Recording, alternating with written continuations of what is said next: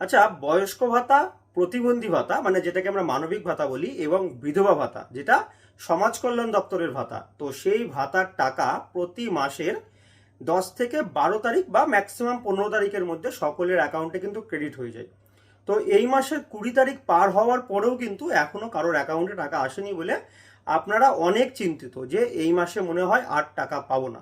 কিন্তু আপনারা কি জানেন, আজকের থেকেই, অর্থাৎ আজকে 24 তারিখ, এই 24 তারিখ থেকেই কিন্তু আপনাদের অ্যাকাউন্টে ভাতার যে 1000 টাকা সেটা ক্রেডিট হওয়া শুরু হয়ে গেছে।